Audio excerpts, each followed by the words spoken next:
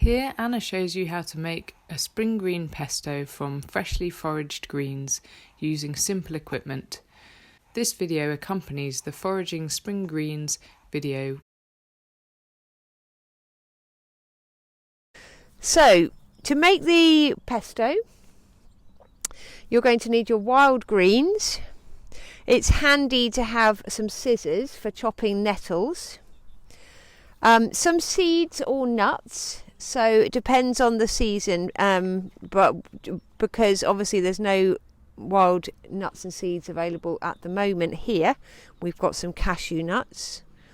To crush the nuts, we've got a pestle and mortar, though you could find another grinder method. We've got some oat cakes to spread the pesto on, though of course you could also cook pasta instead or have different kinds of crackers. And the other ingredients for the pesto will be the greens, the nuts or seeds, oil, salt and some lemon juice. We are going to wash the greens just in case, so we've bought a salad whizzer, though if it's been raining heavily I tend to let the rain do the washing. We've got a knife to spread, a spoon to help with the mixing, some water for the washing and a bowl for the nettle chopping.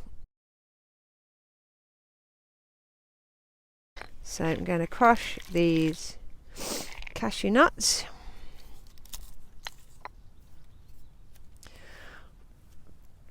So the children will really enjoy getting involved with every part of the activity. So in fact, the more crushing and snipping and stirring, the better in terms of making preparation of wild food interesting for the children. So if you're at home, you can obviously stick all of these things in the blender and whiz it up, and just occasionally have a little taste to see if it needs more salt, more oil or more lemon juice.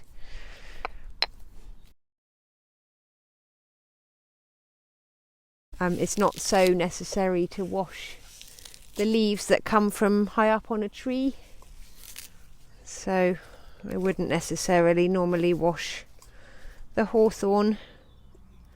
But I am going to wash the wild garlic, especially because we've had a lot of rain which has made the riverbanks flood, and a lot of the wild garlic is actually a little bit muddy from that stream water. So these nettles are now nicely chopped.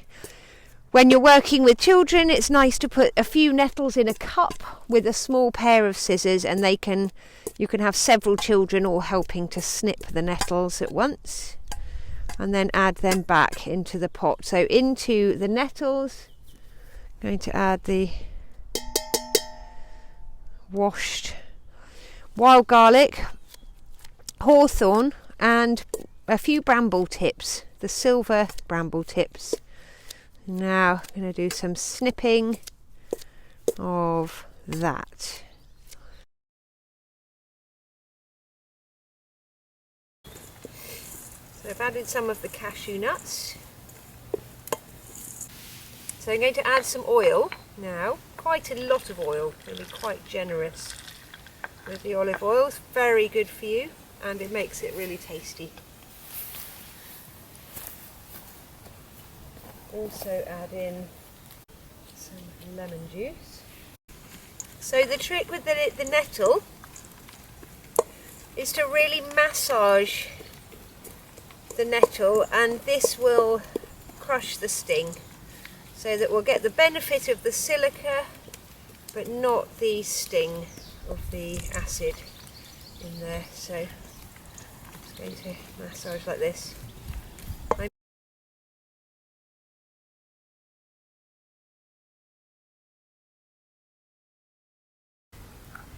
I have some sea salt. I'm going to add I'm going to be quite generous with the sea salt. It's especially nice with the lemon juice. and the olive oil. So I'm going to add a few more cashew nuts here. Actually looks really nice. Okay.